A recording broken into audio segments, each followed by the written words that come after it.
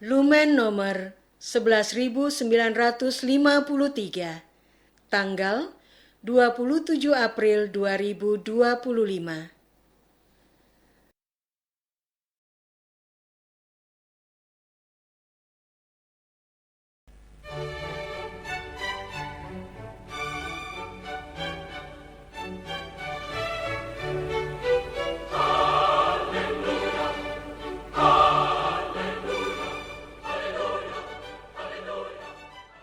Saudara pendengar di segenap penjuru tanah air, selamat bergabung dengan Lumen Indonesia.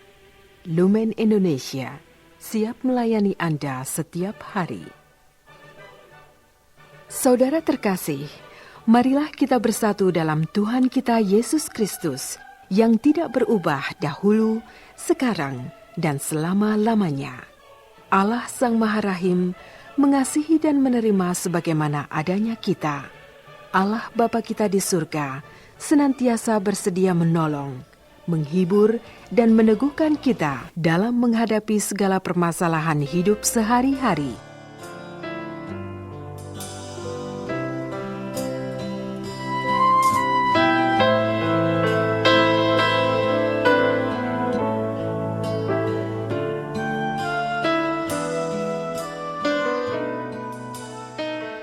Saudara-saudari, marilah kita mendengarkan renungan dengan judul Bagaimana Cara Menaruh Percaya.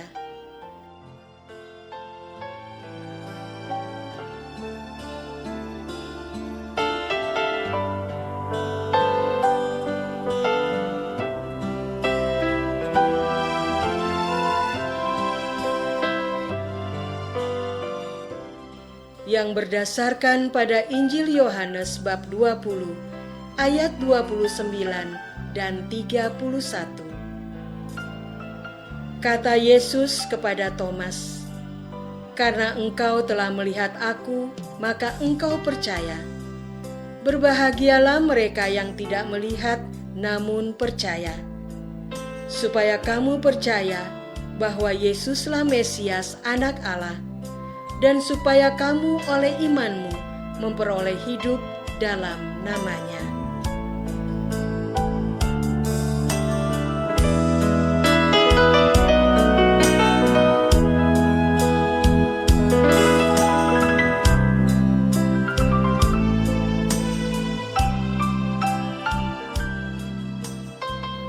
Dalam nama Bapa dan Putra dan Roh Kudus. Amin. Saudara-saudari terkasih dalam nama Tuhan Yesus Kristus.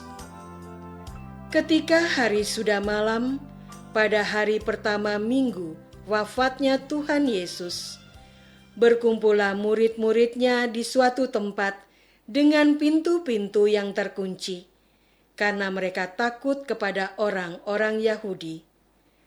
Pada waktu itu datanglah Yesus dan berdiri di tengah-tengah mereka dan berkata, "Damai sejahtera bagimu." Dan sesudah berkata demikian, ia menunjukkan tangannya dan lambungnya kepada mereka. Murid-murid itu bersukacita ketika mereka melihat Tuhan. Maka kata Yesus sekali lagi, "Damai sejahtera bagi kamu. Sama seperti Bapa mengutus aku, demikian juga sekarang aku mengutus kamu." Dan sesudah berkata demikian, ia menghembusi mereka dan berkata, "Terimalah Roh Kudus. Jikalau kamu mengampuni dosa orang, dosanya diampuni. Dan jikalau kamu menyatakan dosa orang tetap ada, dosanya tetap ada." Saudara-saudari terkasih, tetapi Thomas, seorang dari ke-12 murid itu yang disebut Didimus, tidak ada bersama-sama mereka ketika Yesus datang ke situ. Maka kata murid-murid yang lain itu kepadanya, "Kami telah melihat Tuhan." Tetapi Thomas berkata kepada mereka, "Sebelum aku melihat bekas paku pada tangannya, dan sebelum aku mencucukkan jariku ke dalam bekas paku itu, dan mencucukkan tanganku ke dalam lambungnya, sekali-kali aku tidak akan percaya." 8 hari kemudian murid-murid Yesus berada kembali di dalam rumah itu, dan Thomas bersama-sama dengan mereka. Sementara pintu-pintu terkunci, Yesus datang dan ia berdiri di tengah-tengah mereka dan berkata, "Damai sejahtera bagi kamu." Kemudian ia berkata kepada Thomas, "Taruhlah jarimu di sini dan lihatlah tanganku. Ulurkanlah tanganmu dan cocokkan ke dalam lambungku, dan engkau tidak percaya lagi, melainkan percayalah." Thomas menjawab dia, "Ya Tuhanku dan Allahku." Saudara-saudari terkasih, kata Yesus kepada Thomas, "Karena engkau telah melihat aku, maka engkau percaya. Berbahagialah mereka yang tidak melihat, namun percaya." Memang masih banyak tanda lain yang dibuat Yesus di depan mata murid-muridnya yang tidak tercatat dalam kitab ini. Tetapi semua yang tercantum di sini telah dicatat, supaya kamu percaya bahwa Yesuslah Mesias, Anak Allah, dan supaya kamu oleh imanmu memperoleh hidup dalam namanya.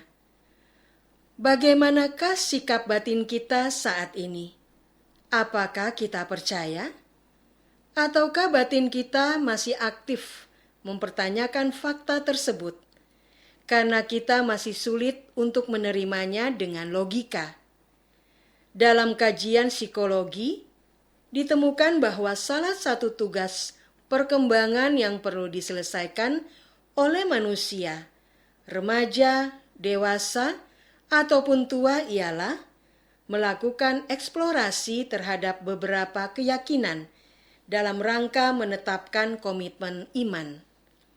Sebagai pribadi, Thomas tampak cerdas mengkritisi fakta kebangkitan Tuhan Yesus sampai ia mengalaminya langsung, barulah ia percaya. Thomas adalah gambaran dari kebanyakan orang yang menaruh percaya setelah mengalami sendiri bukti nyata.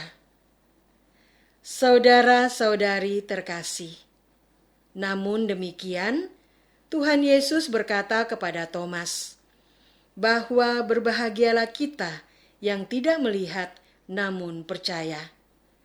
Seorang remaja yang sedang mencari identitas iman mulai mempertanyakan agama yang ia anut sejak kecil. Betulkah Yesus itu Tuhan dan bukan sekedar nabi? Bagaimana bila itu keliru dan ia salah jalan seumur hidupnya? Maka ia pun secara aktif melakukan eksplorasi terhadap beberapa keyakinan lain.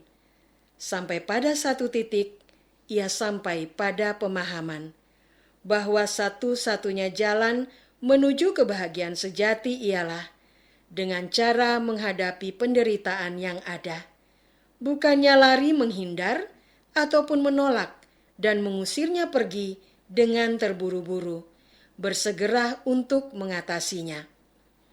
Pada saat itulah sang remaja kembali teringat dengan jalan salib sebagai satu-satunya jalan keselamatan. Ia pun menaruh percaya dan kembali mengimani Yesus sebagai Sang Juru Selamat.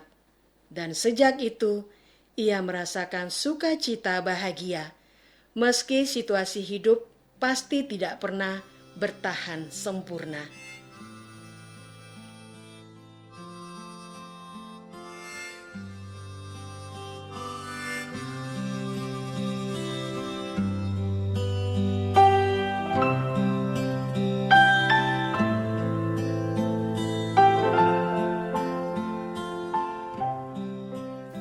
Saudara terkasih, marilah kita masuk dalam saat hening sejenak untuk meresapkan renungan yang baru saja kita dengar bersama dalam kehidupan iman kita masing-masing.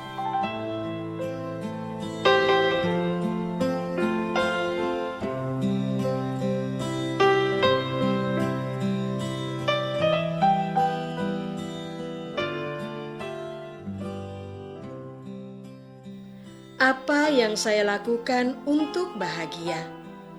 Apakah dengan cara menghindari penderitaan, takut, dan tidak percayakah saya kepada Tuhan? Marilah kita berdoa. Tuhan Yesus, terima kasih atas firman-Mu pada hari ini. Kami sadar batin kami masih kerap rileks untuk menghindari ataupun mengusir pergi masalah atau penderitaan.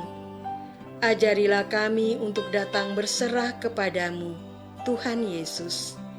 Kami percaya dengan rahmat pertolongan-Mu, salib hidup yang semula tak tertanggungkan menjadi ringan dan lembut. Terjadilah pada kami menurut kehendak-Mu. Amin. Semoga kita semua selalu dinaungi dan dibimbing oleh berkat Allah yang Maha Kuasa, Bapa dan Putra dan Roh Kudus. Amin.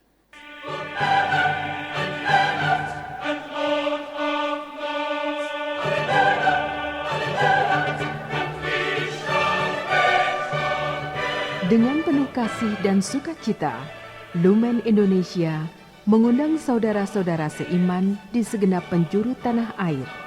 Sekiranya ada tanggapan ataupun saran, kirimkan surat Anda ke Lumen Indonesia. Terima kasih atas perhatian Anda. Sampai berjumpa lagi dengan Lumen Indonesia pada waktu dan gelombang yang sama esok hari.